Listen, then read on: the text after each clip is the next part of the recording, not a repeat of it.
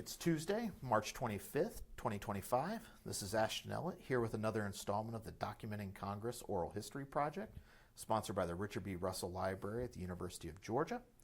I'm on the campus of The Ohio State University with Jeff Thomas, a graduate of the College of Worcester and Wright State University. Jeff is the former archivist of the John Glenn Archives here at Ohio State.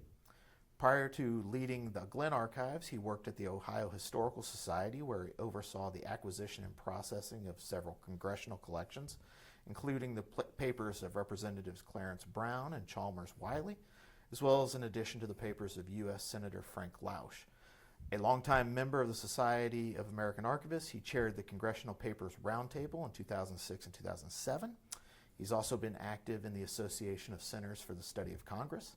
Jeff, thank you so much for making the time and to talk about your career documenting the work of Congress and preserving the records of especially Senator John Glenn.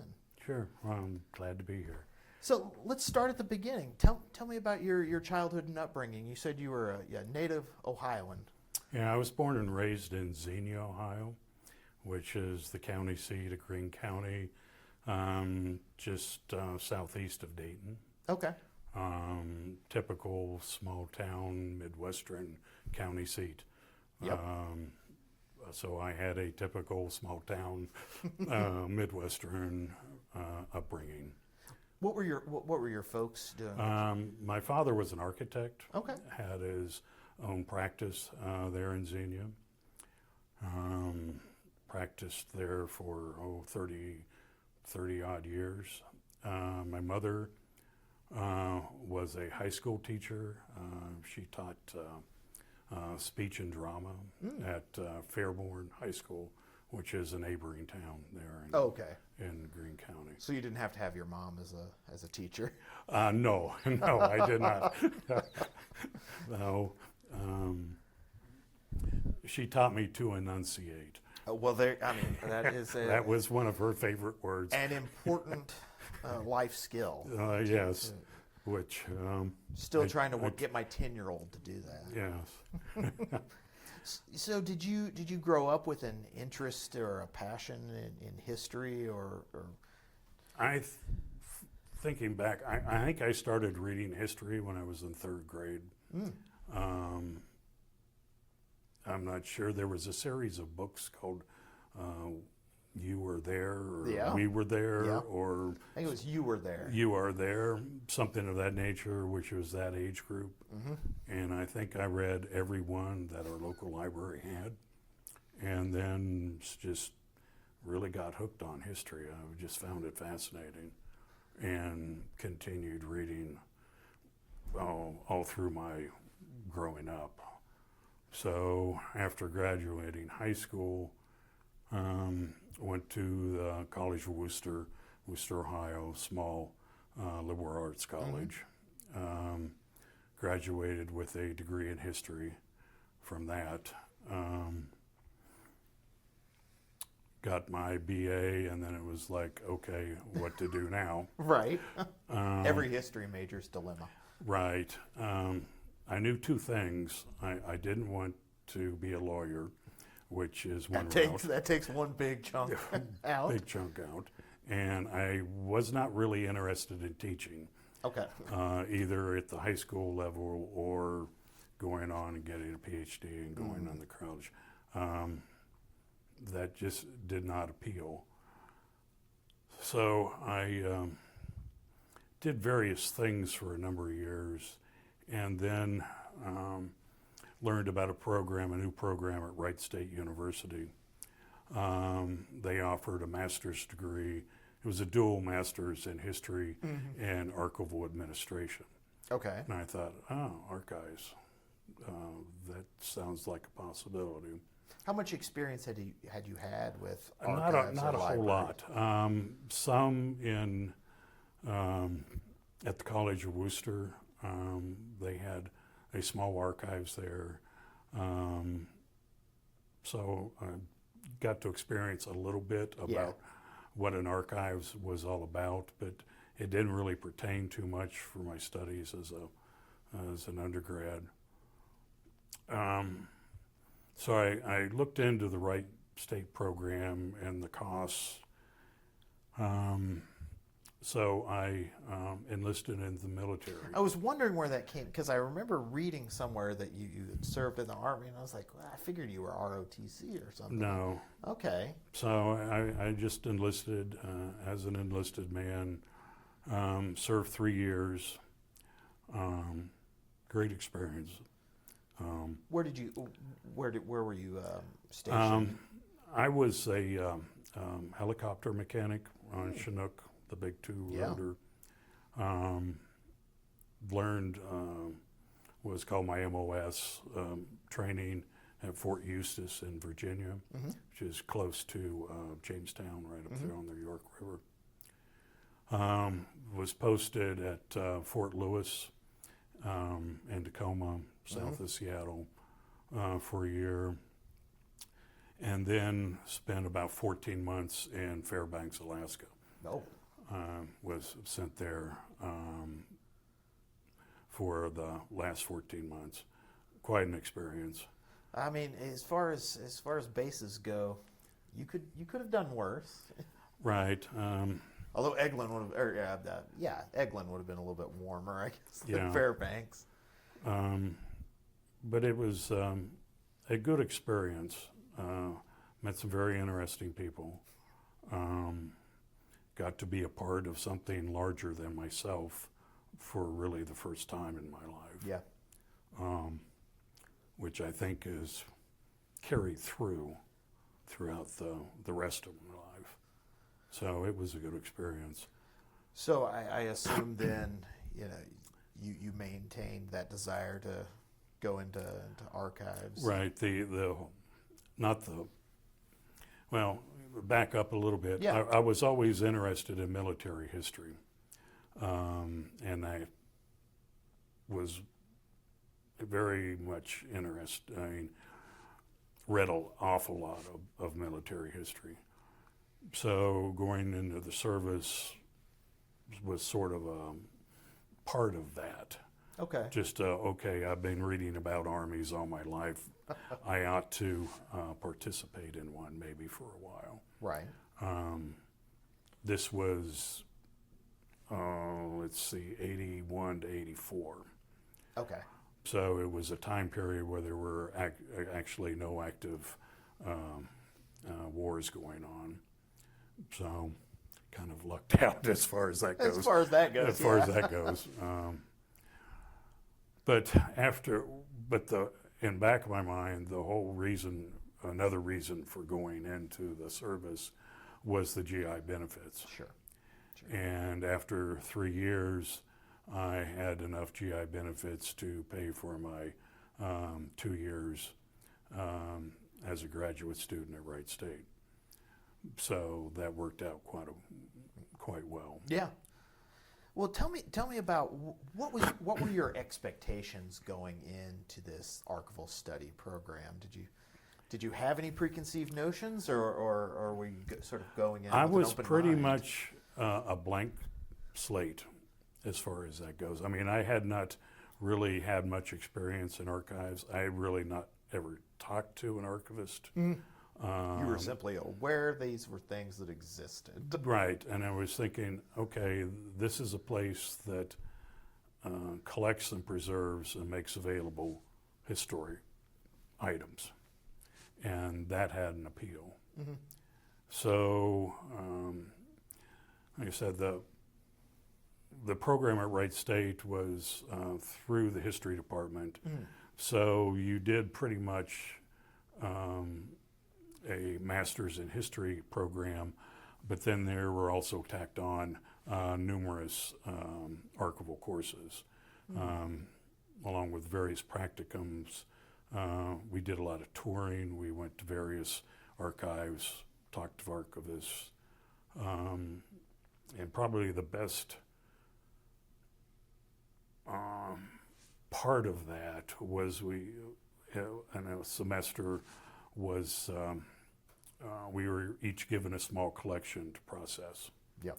Under supervision of the archivist there at Wright State and her assistants. Do you remember the collection you processed? I don't. Oh no, Jeff. Oh, Oh no. I don't. I remember it was. The first of many, I'm sure. It was maybe a foot and a half cubic feet. Oh It wow. was a Okay. small Yeah, collection. it was a small collection. Small collection. It wasn't in very good order, and I found that fascinating. And to this day, that's my favorite part of Order being out an of artist, chaos. is processing a collection. Really? Okay. It's what I enjoy more than anything is sitting down and, like you said, making an order out of process. I feel like, Yeah. and maybe this isn't the case, but it's been my experience.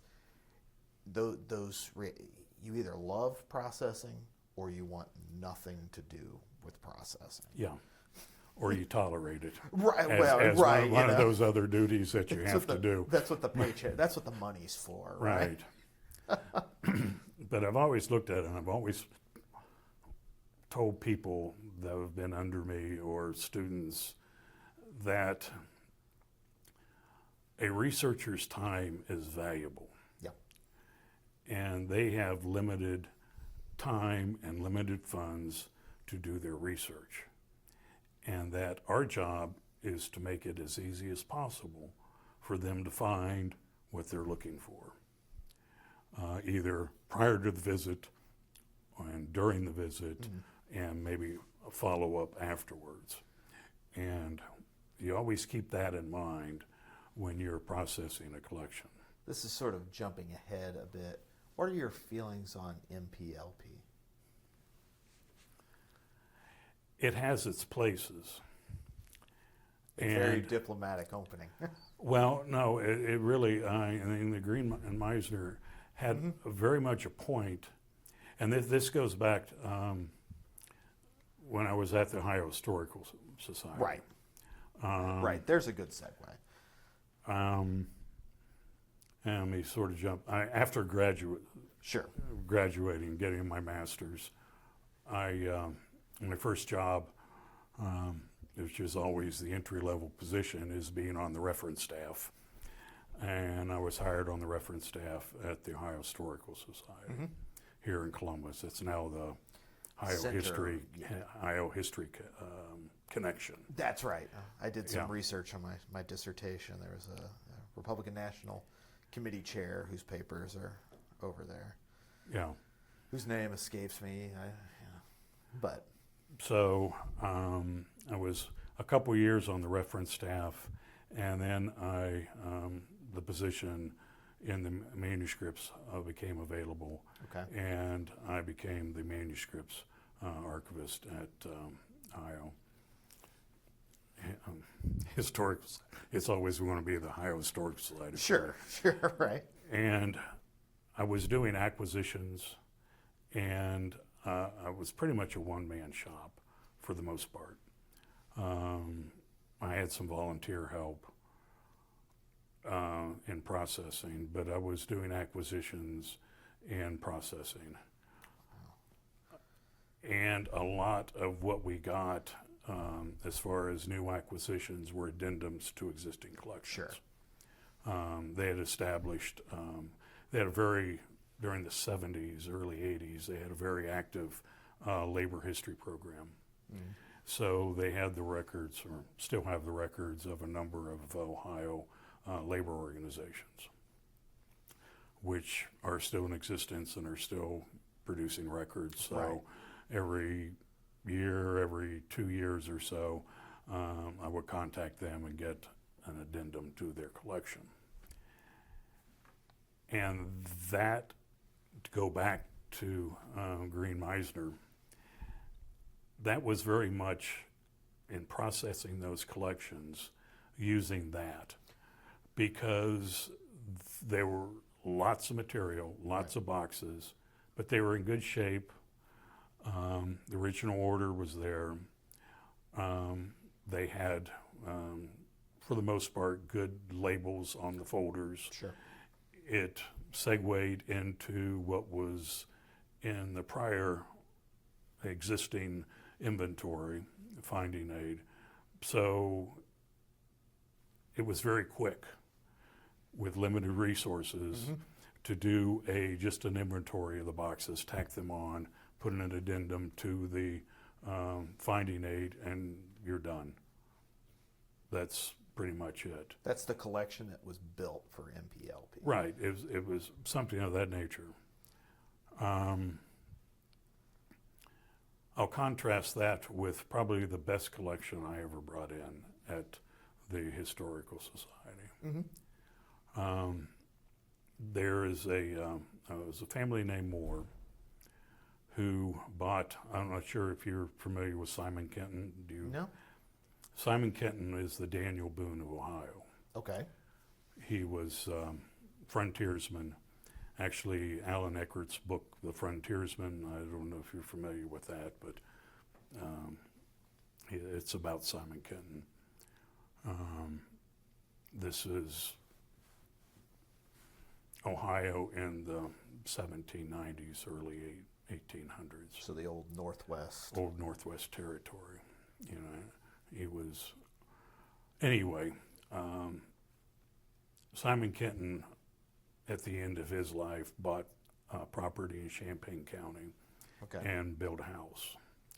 And the Moore family bought it from him in the 1830s. And they lived in that house until the 1990s. And the family at that point decided to sell the house. Well-off family. Sure. I made assumptions. Yeah, they had some funds, some money. So they had me come out and take a look at what was in the house. And I ended up bringing, packed up 8 footlockers worth of material and brought it back. And it went from the 1830s up until about the 1920s in that time period. And it was a total mess. I mean, Now, when you say materials, are you talking? letters, journals, Okay, so a mixed media. business records. So not just artifacts. In my mind, I'm No, thinking no. at home. I'm thinking artifacts, No. but these are These were all, it was all paper. okay. Land records and all that. All of that. Okay. So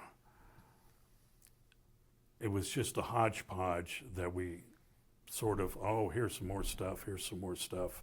And they had, a lot of this was packed in these footlockers already, and we'd open it up and you just see all this paper. Yeah. So, I'm imagining about 1.5 feet deep of just of just paper. You didn't know what was in it. over 160 or so years. Yeah. Turns out 2 of the sons were in the Civil War. So there were all their correspondence during the Civil War. One was captured early and sent to Libby Prison. So we have his diary while he was in Libby Prison.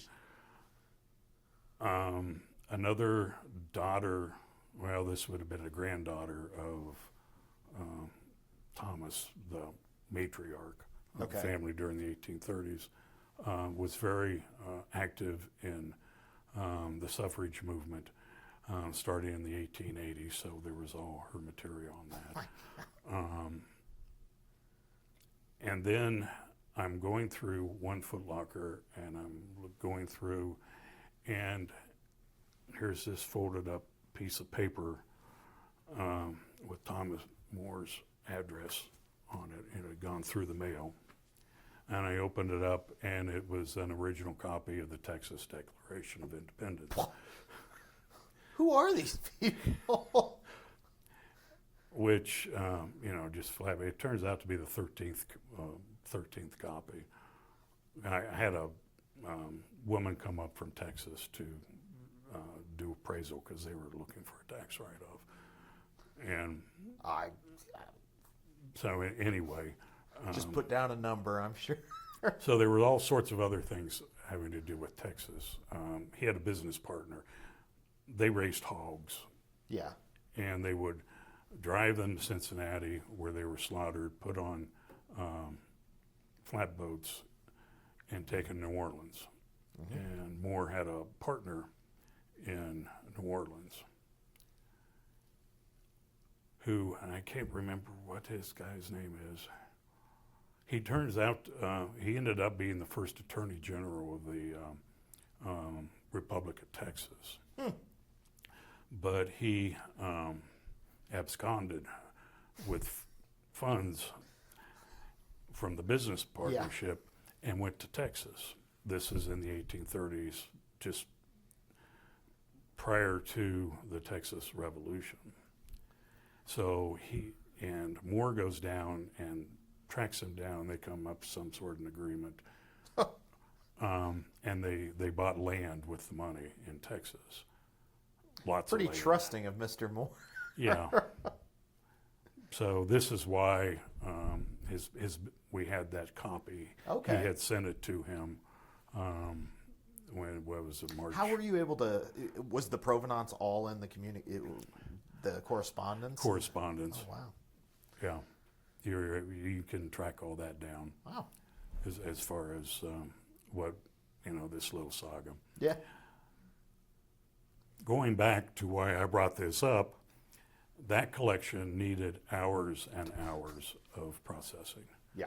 To make it, first off, to find out what you had, and then to put it in some sort of order Right.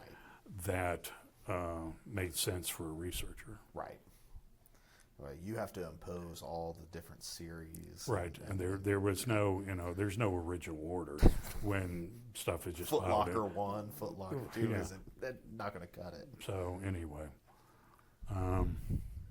we sort of got off on a tangent. No, there, no, but- no. I mean, perfectly fine because that was my question. But it sounds like you're talking about these sort of family papers, or but you also dealt initially with your congressional collections at Ohio Historical Society Right. as well.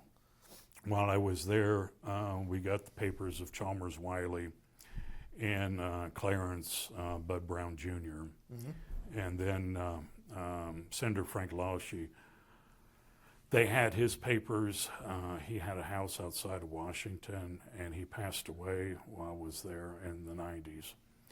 And I went to Washington and got the material that he had kept, which actually was the best part of the collection. They tend to take the good stuff home with them if possible. Yeah. So I got an introduction to congressional papers by working with these collections. Foremost, the Wiley papers, Chalmers Wiley papers. Yeah. He was a Republican in Congress for, 15 years, I do believe. His district included a lot of Columbus and the northern suburbs of Columbus. Okay. He was the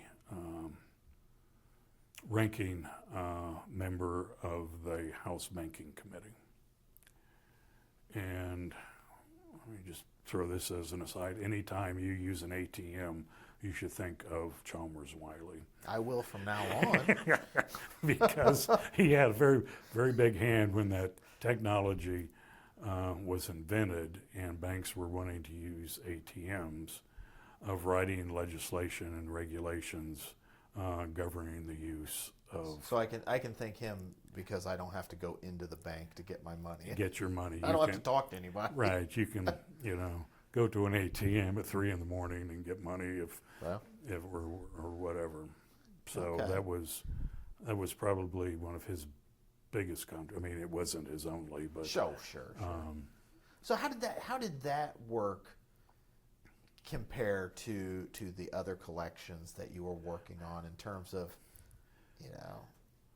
did you in terms of your preferences, I suppose? It was. I found it fascinating, mainly because of the volume. And I found that as a challenge Sure. to take. I'm not sure how much Chalmers papers were, maybe 400 feet, Yeah. 15, thereabouts, which is, 10 times larger than things that I've usually been dealing with. Right. A lot of things were very small Sure. coming in. But this was a challenge to get a handle on it. And at that point, I had limited time because my duties were spread over quite a bit. So I worked on his papers when I could, and basically came up with a preliminary inventory to get some sort of feel about what was in the collection and get it at least sorted, the boxes sorted into series and sub-series. Okay. But I wouldn't say I thoroughly processed it, Okay. but I got a handle on it. So if someone was interested, we could find something Right. in the collection. Right. You knew where you could find things, and Right. So, you have this experience at the Ohio Historical Society. How do you think that prepared you for your subsequent career in the Glenn papers and with the Glenn archives? It got me to first base. Hey, getting on base is the name of the game. Yeah, I mean, Doesn't matter how you get on base, you got to get on base. It got me. I was at the Historic Society for about 13 years. Okay. When Senator Glenn gave his papers to OSU. Okay, so he was planning to retire. And they had been, this was before my time here. I was hired here in April of 1999.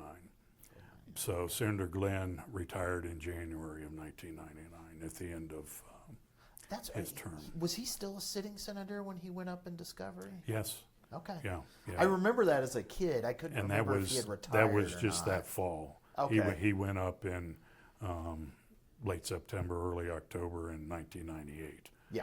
So his last year in the Senate was pretty much split between Washington and Houston, getting ready to go up for his return to space. Now, is this true that he flew his own plane up into his 80s and Yes. 70s and 80s? Yeah. Well, who's going to tell John Glenn he couldn't fly? While you raised that, he was 88 when his pilot license expired. He took the test, got his pilot license back, and then sold his plane. Just so he could say it. Just, yeah. Yeah. He had the license. And he sold it mainly because his wife, Annie, was having difficulty getting in and out of the plane. So this was not an aptitude issue. This was a mobility issue with octogenarian. Yeah. And maybe he was, I don't know. I never discussed it with him much, but I know, Annie remarked at one point that, glad we get rid of the plane because I couldn't get in it, or something of that nature. So that's a good point here. Obviously, you grew up in Ohio. You knew who John Glenn was and followed his career. How much of that appealed to you, that you would be working with Senator Glenn, with the university? Was that the major driver of this? A major motivation. Yeah. Okay. Ohio State got John Glenn's papers, and they needed somebody to deal with them. And the job opened up, and I applied for it. And luckily, Ray Gerler, who was the university archivist here, hired me to that. And turning point in my life, actually. So when you get here, obviously there have been plans and conversations at the upper administrative level. This is a president's office sort of conversation. What was your understanding of the mission, the vision, as it was laid down in 98, 99 that you were coming into? Senator Glenn, Ohio State had never accepted a congressional collection prior to this. This is their first. They had always deferred, said this isn't something we're interested in, and they would refer people to the Ohio Historical Society or their various other active programs Library in of Ohio. Congress has several, Taft and Bricker, I think, Yeah, are Library of Congress. But there's also the University of Cincinnati, Ohio University in Athens. Xavier. There's the Western Reserve Historical Society in Cleveland, Bowling Green State University up toward Toledo. All have active programs, or had at that point. So a very diffuse, They're decentralized. Diffuse, centralized, yeah. So it was surprising that Ohio State accepted Glenn's papers, but the caveat there and the agreement was the establishment of on campus of what was then the John Glenn Institute of Public Service and Public Policy, which has evolved over the years and is now the John Glenn College of Public Affairs. It's one of the colleges on campus. Is that where like political science, international affairs is housed? Oh, not political science so much. This is everyone studying public policy. Okay. It's a public policy bent. Okay. And it is now housed in Page Hall on campus. They opened up early years, sort of bounced around in various buildings on campus, their office space. 2004, thereabouts, they started renovating Page Hall, which was originally the law library, the original, and law school. Completely renovated that building, and we moved in, or they moved in 2005. Okay. And so it's hard to believe 20 years ago. So you're saying we and they. So it's at some point, because we're not sitting in the John Glenn College. Right. We're in a separate space, well away from the center of campus. Yes, we're about as far northwest as you can get. And still When be you on gave me the campus. address, I was looking at it on Google Maps. I was like, is that right? Yes. The Glenn Archives, and now the program that Carly's running, Yeah. is affiliated with the college. Okay. Administratively, it falls under the libraries. Okay. It is a special collection under the libraries administratively. Was that always the case? That was always going to be the case. Okay. Basically, so the collection could be housed in this building, which had the facilities, Sure. the storage area, processing area, office space, reference room, Right. to handle that collection. Which was in raw terms before processing. How many linear feet were we talking about? 3 semis arrived prior to me being hired, which the staff that was still here never let me forget. You didn't see the things we saw. I didn't, it was approximately 2,500 boxes, 2,500 cubic feet, thereabouts. And that was the Senate papers. Mm-hmm. And then we got, that was including with the Senate papers, were about 300 boxes that had been at the Library of Congress, covering Glenn's Mercury 7 years.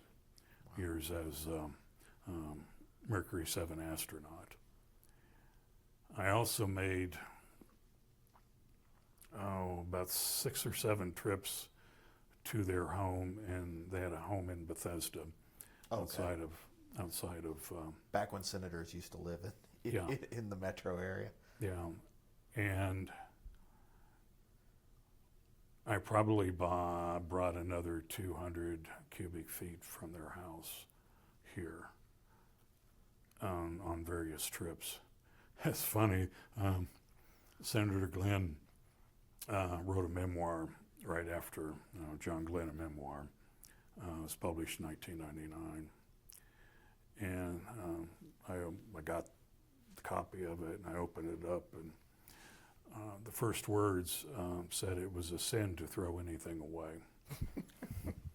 And you said, I can vouch for that. And that's literally true of the Glens.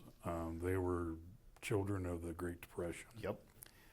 And you didn't throw things away because you never knew if you would need it, which is great for an archivist because they didn't throw things away. Mm-hmm. But there's a flip side to that coin in that you get a massive amount of stuff that you really don't want to preserve. And then you have to explain that. And I had to explain that. For instance, I'll give you for instance, in his Senate papers, he saved every hat and T-shirt ever given to him. Any event that you would go to this company or that event or whatever, and they were already, you get presented a hat or a T-shirt or both. Swag. And he didn't throw those away.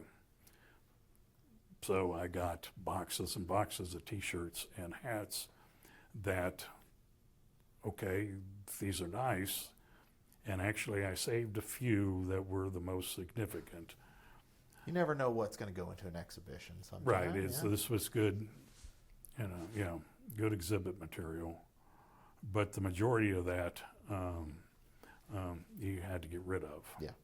But it takes time. But it's better to have that opportunity than not. Oh yeah. Oh right. Better to have and not need. Right. So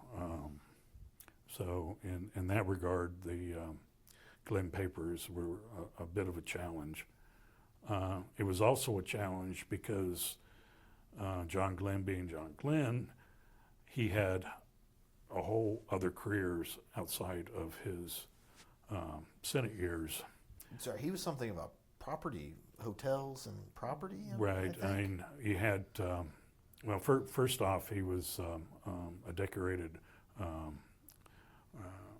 military pilot. Sure. So there's records from both his service in World War II and in the Korean War. Mm-hmm. He also set a transcontinental speed record in 1957, which gave him a lot of publicity.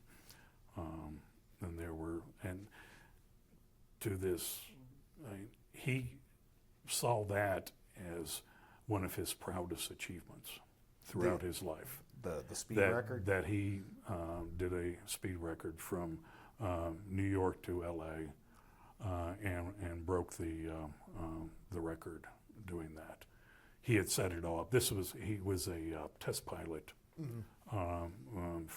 for the Navy at that point, testing a Crusader, and he came up with the idea. Anyway, so there was his military career, and then he was a Mercury 7 astronaut. Right. First man to orbit the Earth, instant national hero, American icon ever since then. So there were all his NASA records to go through, which proved a bit of a challenge. He had put about 300 boxes on deposit at the Library of Congress, and those were sent here. much to the chagrin of the Library of Congress. But that was above my pay grade. All right. Yeah. So there was all his training records, everything having to do with his training as an astronaut, material about the flight itself. Was there anything in there? I've read that he was basically blackballed from returning to space by the Kennedy administration. Yes. Saying, like, what if, God forbid, something happened? Is that detailed at all? There's no piece of paper outlining that, and actually, but Kennedy did request NASA not to send John Glenn back into space because they were worried about something happening to him. Right. Okay. But they did not tell him. I can imagine that wouldn't have went well. At the time, and he didn't learn about this years later, and he got a little frustrated. Sure. Doing what he looked at as busy work for NASA. So that's when he quit NASA, retired from the military, and ran for the Senate in '64.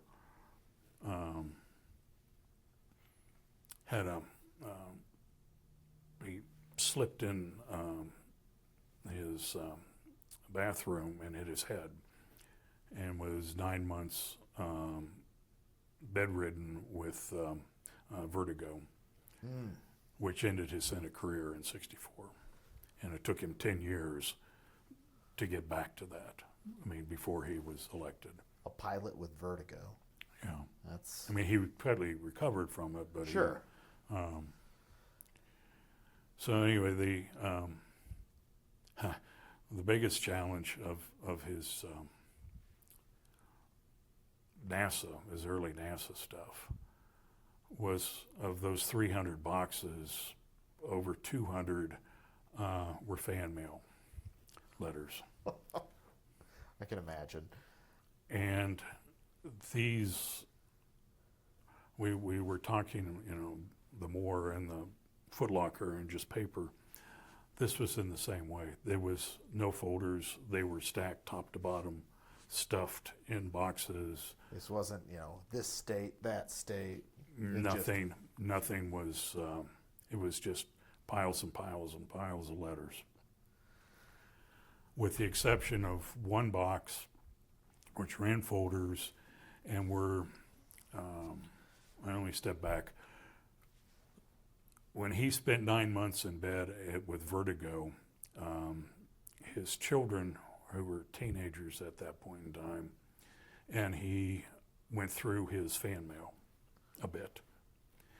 And he picked out a number of letters. There were probably, I don't know, a few hundred letters, and they had them published as a book called P.S. I Listened to Your Heartbeat. Those letters weren't in that box, in all that. I think they just went to the publisher and never came back. But he had his B selections in a box, and they were by categories, the same categories as he used in the book. So we kept those as is. The other ones, and I'll have to thank my father. He was retired and was living in Columbus and wanted something to do, so he came and volunteered for me. Came twice a week, and he went through all that fan mail, letter by letter, and sorted it into various categories. There were telegraphs for one thing, so we separated telegraphs from others. Children from adults. Interesting. By year, and they sorted them by year, and then foreign from domestic, the foreign by country, and then the other by state. Got them pretty much ranged. Then there were letters to his children, letters to Annie, VIP, which we set aside in separate folders, things like that. So I got to hand to my father. He was very meticulous, very patient, very dogmatic. I mean, he stuck to it, and it took him a couple years, but he went all through it. Yeah. So we got a really good handle on that, which paid off. We had a researcher, professor from a university in Illinois, who was interested in whether the early NASA programs, what that effect it had on girls and women going into what we call STEM programs today. Interesting. Whether they got any more interested in science, mathematics. So this researcher wants, are girls writing? What are they? So she came and women. went through all that, the letters from the children. Children to us was 18 and under. Sure. And she found a wealth of material. She was a really happy camper. Yeah. As far as finding letters that high school girls or junior high girls have been writing. Yeah. So anyway. Yeah, I mean, that one of the things, when we're talking to donors and stuff, it's, well, how are these papers going to be used? Yeah. And it's an impossible question to answer. Yeah, there's so many topics. Right. There's the topics that Ashton, Ellett, and Jeff Thomas might be interested in. I don't know what the researcher 10, Right. 20 years from now is Yeah. going to. And a perfect example, I have to think that Senator Glenn, progressive though he was, probably wasn't thinking about, women in STEM career, not that was a term at the time. Yeah. That his papers would be used for that, or even making the donation in the 90s, thinking about sort of the big public policy campaigns and things like that. But here we are talking about fan mail, specifically fan mail written by girls and young women. Mm-hmm. Maybe that's the fun thing about archives, is you just never know. You just never know. Right. Yeah. So how long did it take to process the Glenn collection and make that available? About 3 years. Okay. To get the majority. I think I concentrated on the Senate papers. Sure. And it was about 3 years for the Senate papers, and then another 2 years to get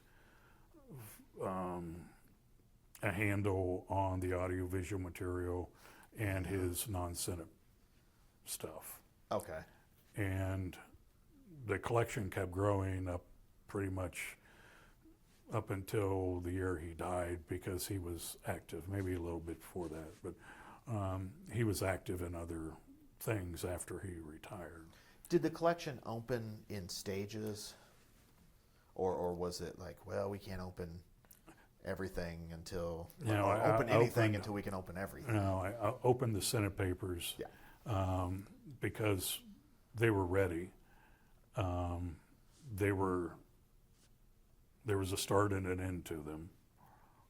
This is what we've got. I mean, we're not going to get any more. All right. And we had a good finding aid, so we were able to open those up while we worked on the other aspects in the collection. Now, was there an effort during this time, in those early years, of acquiring additional congressional collections, or was that something that came later? That came later. Probably I was getting close to being finished with the Glenn collection. Mm-hmm. And I had done acquisitions at the Historical Society, so I was fairly competent of talking to people. And I know this goes back to once I got here at Ohio State, they were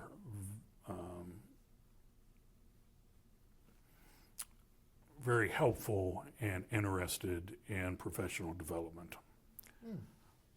So I was able to go to SAA every year, and the first year joined Congressional Papers Roundtable, and got to know people there, and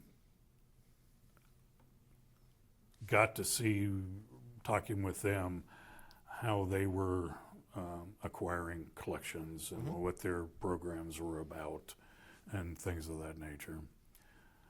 So I wrote up a proposal, probably the fourth year I was here, to expand from the John Glenn Archives into what we call the Ohio Congressional Archives, which is now the Ohio Public Policy Archives. And I ran it up through the administration, talked to people, and got the sort of an agreement that if I didn't ask for any more money, go right ahead. Have fun with your unfunded mandate. I mean, I had an assistant.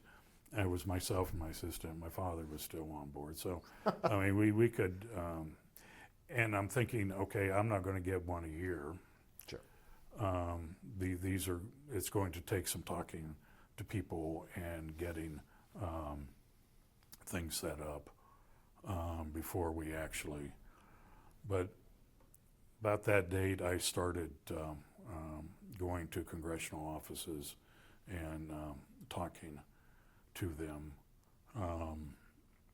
mainly the chief of staff. This is who I would, and Ohio State maintains an office in Washington, and their services were very helpful in getting me appointments, and because amen to that. Yeah, Government affairs.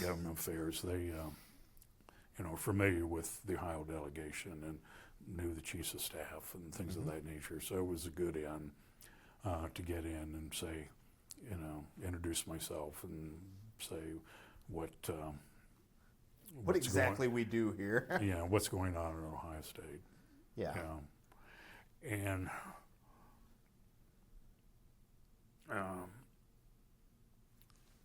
when the Association of Centers for the Study of Congress came about. Right, so 03, 04. This was about that time period. And fortuitous timing. Yeah. So I immediately joined that organization for a number of reasons. Mainly it was another chance to get together with peers, which is always good. Just talk shop and compare notes on things. But it was in line with what I had had in mind that hopefully would happen here at Ohio State, that we would become a center for the study of Congress, that we could use Glenn's papers as a foundation and expand. It also helped me when I would go in to talk to people in congressional offices to state that, we're a member of this organization, this is what we're aspiring to.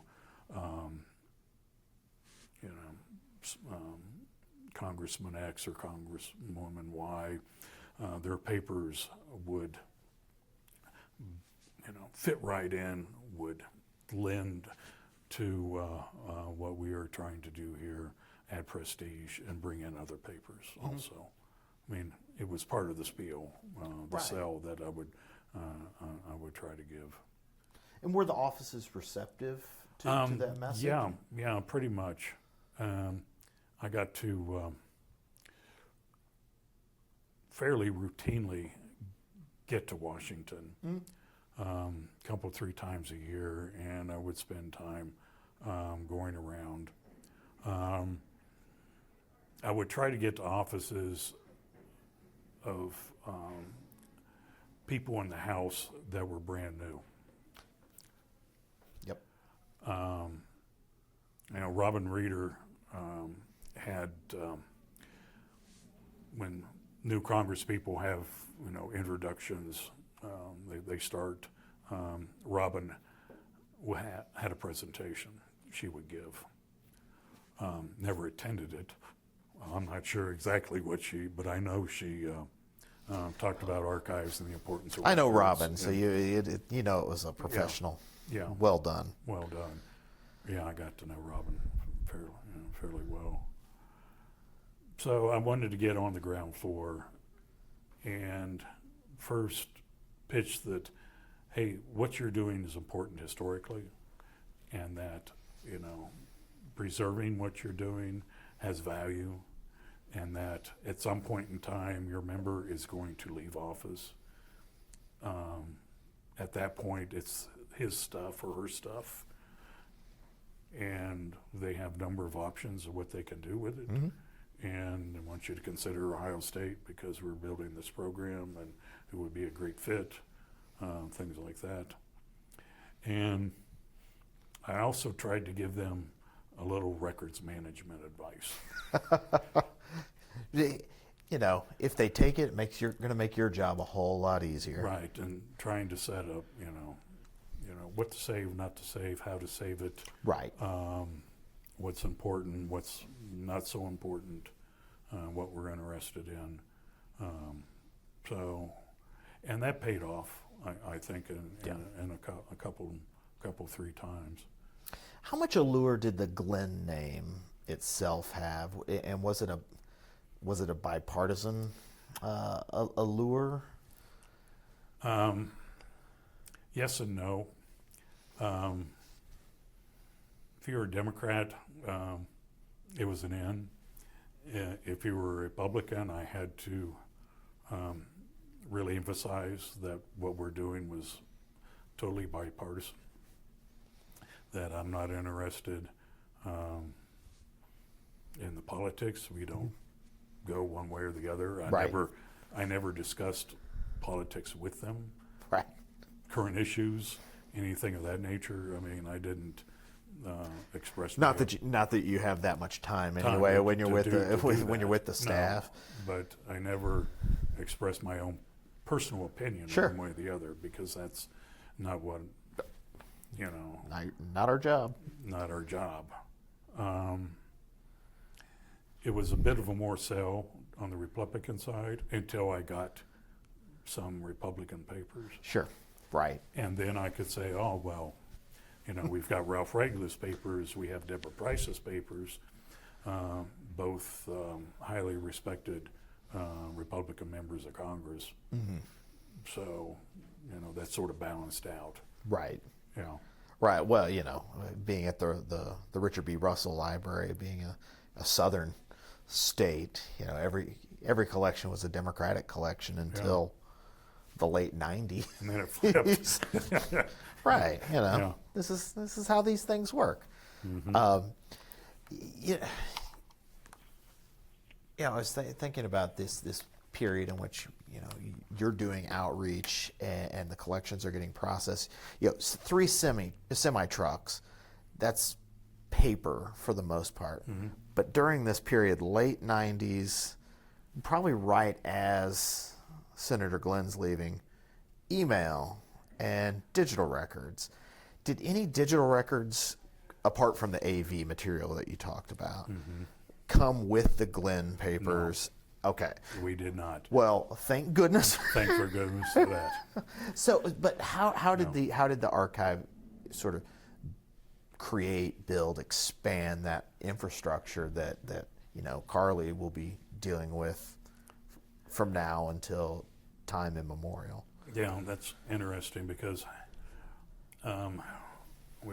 we got the papers of Ralph Regula and Deborah Price at the same time. Trying to think, 2009, thereabouts. I think they both retired after 2008. Deborah Price was at the point she retired, was the highest ranking female in the Republican caucus in Congress. I think she was assistant leader. I forget what the title was, but she was a member of the leadership. Regula was a cardinal for appropriations. He chaired the Interior subcommittee. Interesting that somebody east of the Mississippi was chairing. Interesting. Yeah, Doesn't Yeah. happen all the time. this is true. Yeah, he was quite a character. But I'm nice completely guy. unfamiliar with him. Yeah, Probably because he retired when he did. But yeah. We have Cuyahoga National Park up in Cleveland, thanks to Ralph Regula. okay, yeah, the only thing I know about the Cuyahoga is that one time it caught on fire. Well, that's the harbor in Cleveland. If you go south, it's in a beautiful gorge. It's beautiful country. Okay. Undeveloped, tremendous park. You have Ralph to thank for that. This was the years of the era of earmarks. Mm-hmm. Mm-hmm. You know, pork barrel spending. It was right at the end of it. After that, it got a really bad reputation, and they stopped it. Senator McCain. Yeah, you know, the bridge to nowhere up in Alaska and all that. Mm-hmm. Ralph was very adept at trading favors, which I think they miss that in Congress now, to a certain extent, Right. because you wanted this project developed in your district. You were willing to make a deal to get the funding for it. And since they've done away with that, there's a lot of deal making is no longer The old going on. give a little, get a little. Yeah, you know, you pat my back, I pat your back. That was how things worked. They got things done to a certain extent. And just as an aside, Yeah. I mean, it was.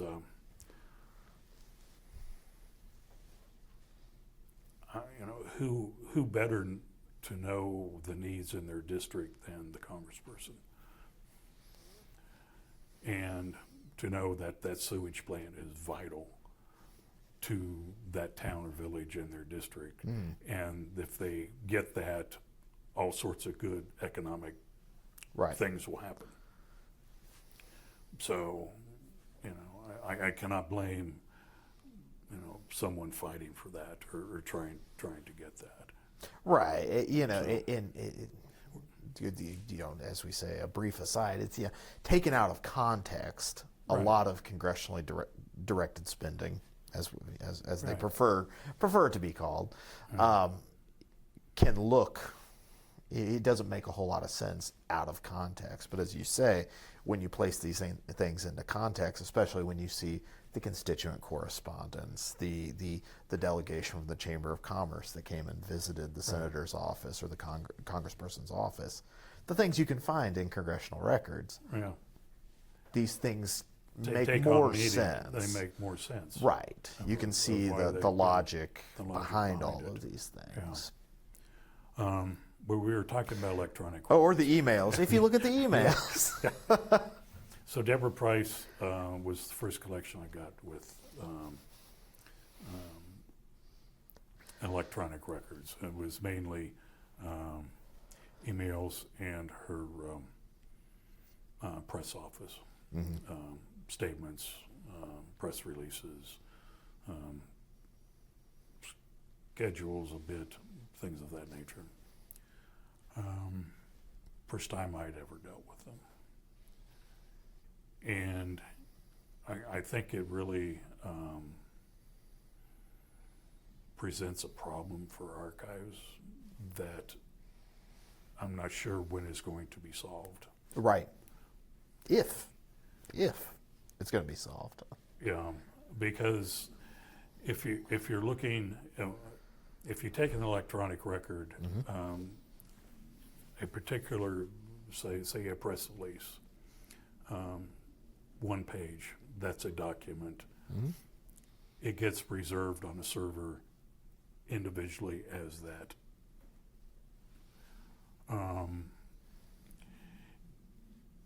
There's no, and then in a folder, you would see the one in front of it, and you would see the one behind it, and you would see the context of what it is. Or say you're looking at a legislative aid and their papers, which is where the really good stuff is found, Right. as far as policy and tracking, what's happening. If their records are in a digital folder rather than a paper folder, you can find all the documents that person thought were important to that topic.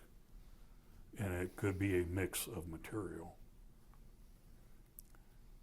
Now, if these are electronic in a folder, you lose that context.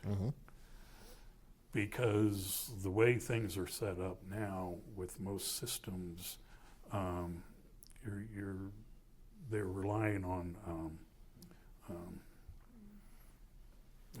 word searches to find and pull up records off the server. So you do a keyword search, which is fine. I mean, it's to a certain extent that pulls it up. If you're interested in X topic, you type that in, things pop up. But what you lose is the context of what that document was in that folder with all the other stuff. Right. And I'm not sure how you can, the way things are set up now, how you replicate that digitally, Right. for a researcher. Yeah, because you think within your folders you have subfolders, and you have to have all the information of date modified, and then hopefully you can piece together the method in the madness of. Right. I'm thinking about my desktop, and if somebody tried to look at my desktop and figure out what exactly is going on here, it's hard enough for me to figure out what I was doing on my desktop, let alone a processor or a researcher.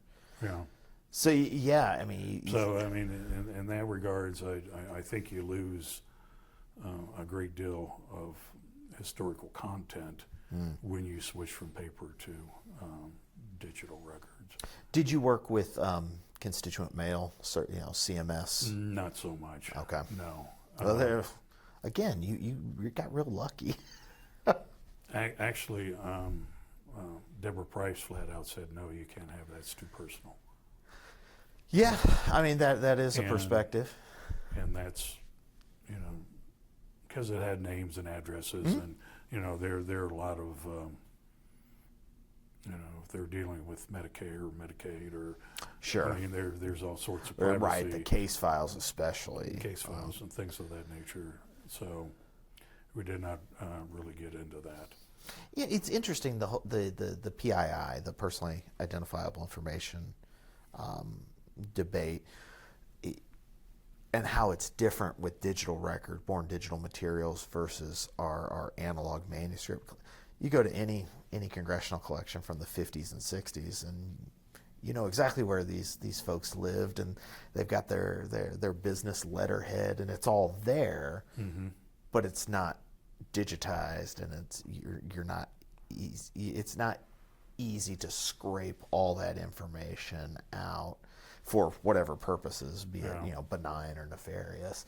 That's been always something that's been interesting to me. It's like, I can look at everybody in the 60s and figure out exactly where they lived and what they did and stuff like that. Yeah. But when it's a born digital record, it feels like it's a a heightened level of concern, I suppose. Yeah. So, anyway, I think, things are going digital, and it's what you're going to have to deal with. But there are issues I'm not sure greater minds than mine will have to solve. Put it that way. Same here. Yeah.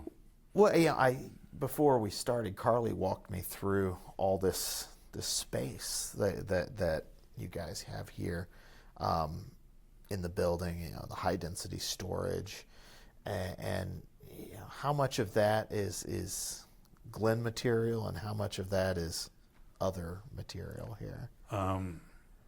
The building itself was originally built as the library book depository.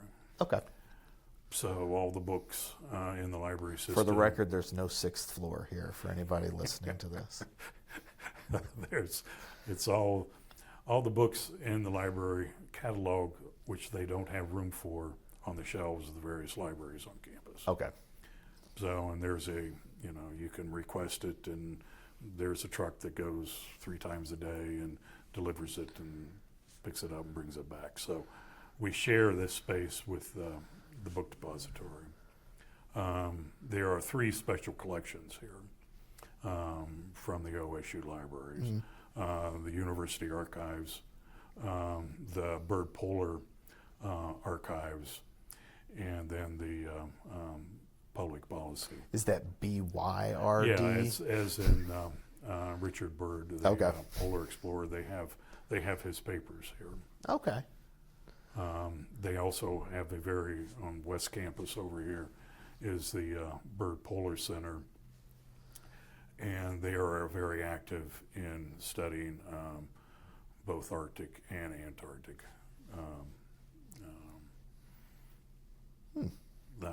Researchers on staff who go. Oh, there. wow. So, and Laura Kissel, who's the curator of that collection, they have a number of Polar Explorer, the papers of, and then researchers who have gone both Arctic and anymore it's mainly Antarctic. Sure. Yeah, Sure. But there's also work in Greenland and other places. Okay. So, tell me about your decision, as you were winding down your career, where you sort of left off, the Glen Archives to hand that off to your successors. I don't know. It got to the point.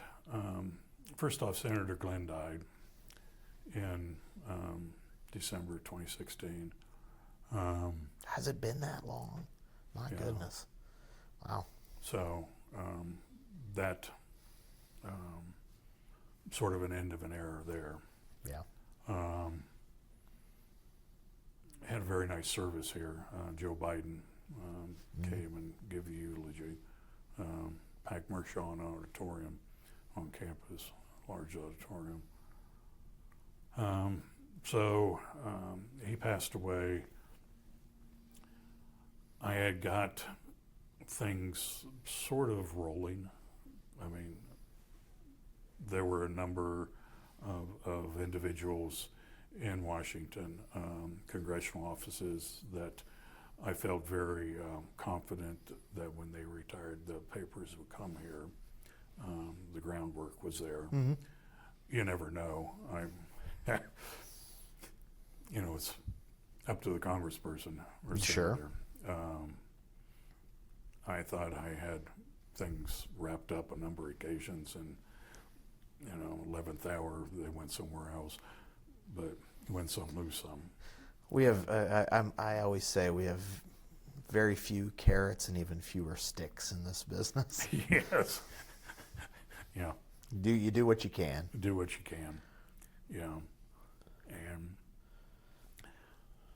I just get disappointed, I guess, that it would go, not that they aren't be able to handle them, but it would go to some place that does not have any other congressional collections, and someone's going to be tasked with dealing with it. Or not. Or not. One of the reasons we got the Congressional Papers Manual.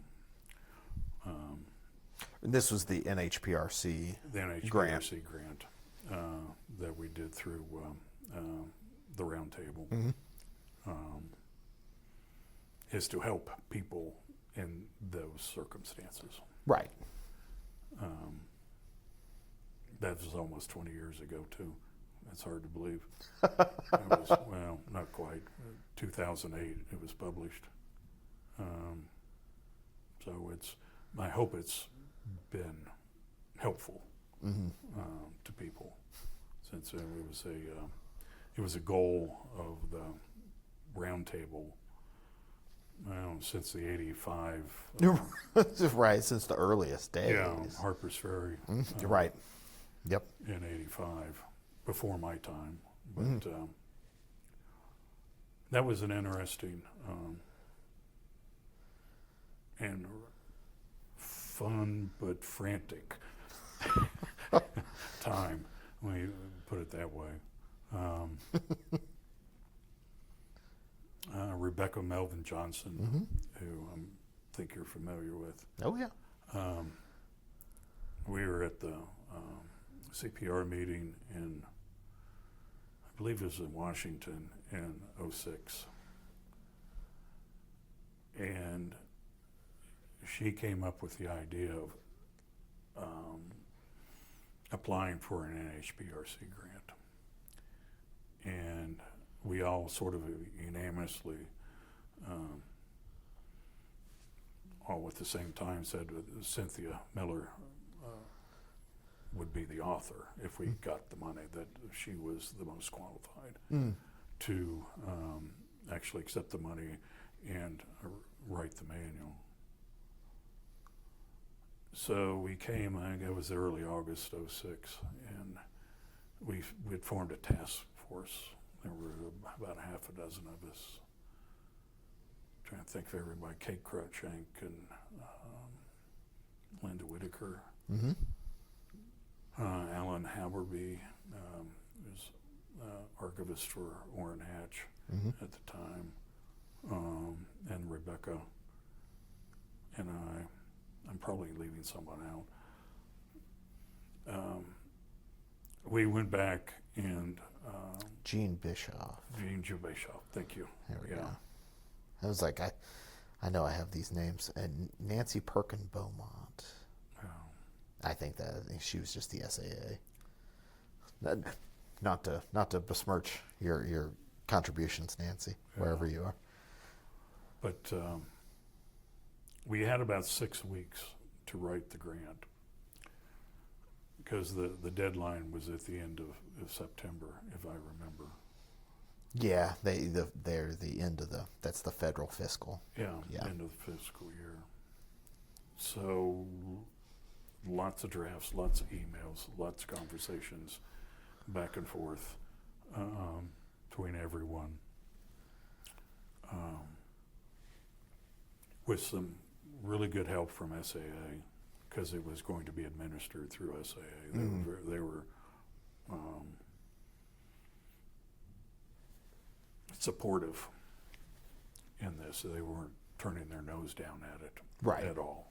They were saying, well, if you can do this, go for it. We'll, if you get the money, we'll administer it and do what we need to on our end. So I forget who we worked with at SAA, but anyway, we got it, the grant written and submitted on time. And then that spring, '07, we got the funding. It was accepted, and we got the grant. And was like, okay, whoopee. Now what? So you got yourself a grant. And I got the grant, and so Cynthia got to work. I think she was working on it prior a bit, at least thinking about it, and came up with a draft. And SAA, we met in Chicago, '07 that year. And we all arrived a day early. And SAA got us a room to use for the day. So we had formed an editorial board and met with Cynthia and went on a marathon day went through her draft sort of line by line. Revisions, additions, really talked it through. I mean, her draft was excellent to begin with. We had really good sort of bones to work with.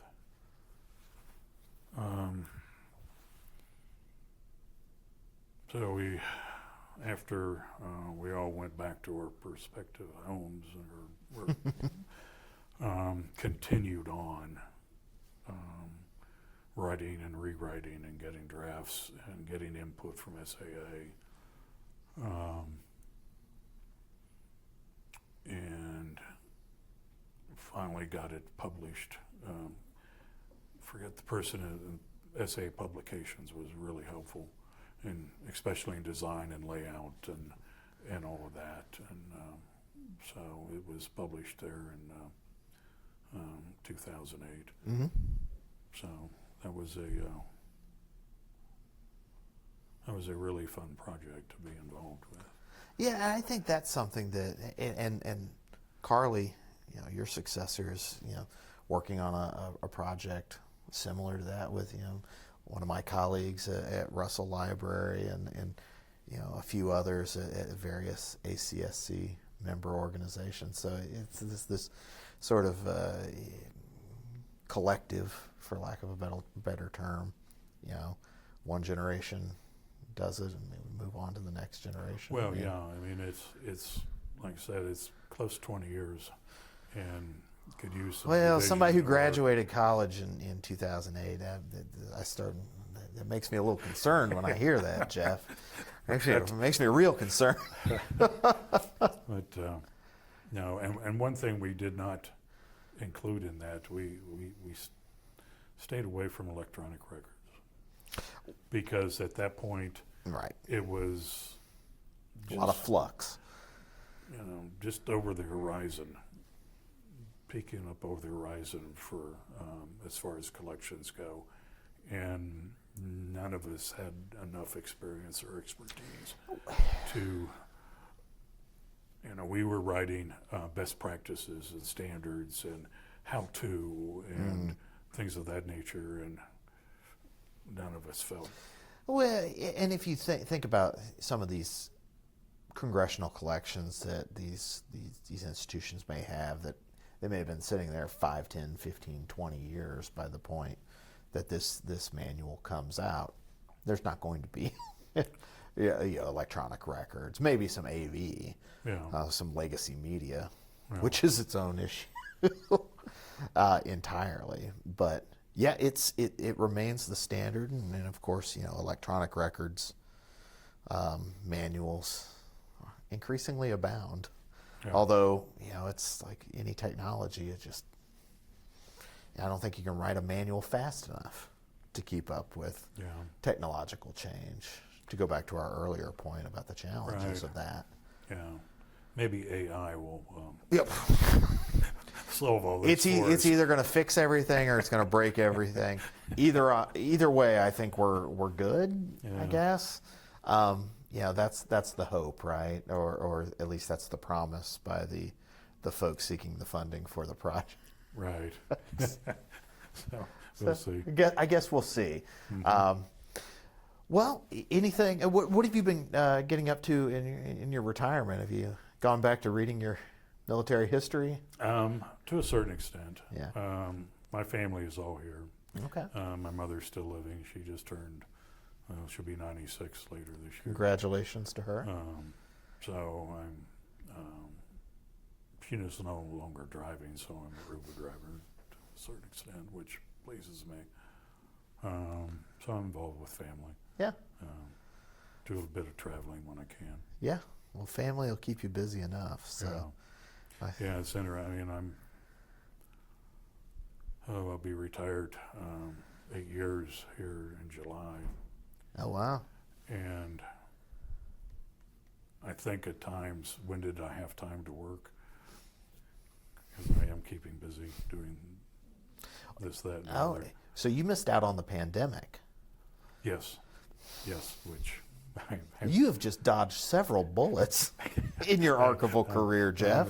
Living a charmed life, I guess. Yeah, I'm not sure how I would have worked during the pandemic and not been, if someone wants something from the collection, you have to be there at the collection to be able to find it. You can't do that remotely. Yeah, it was one of those things where you just did what it was every day. And then you look back and you're like, well, I guess we did it. Yeah. But I'd be hard pressed to. It was an interesting time. Okay. It was a very interesting time Yeah. to in every sense of that word. Well, Jeff, thank you so much It's been a pleasure for taking the time and providing your insights and your reflections on your career working in archives, and especially congressional collections here at the Glenn Archives. And on behalf of everybody at the Richard B. Russell Library, and I would say everybody at ACSC and the Congressional Papers section, thank you for doing this. Well, my pleasure.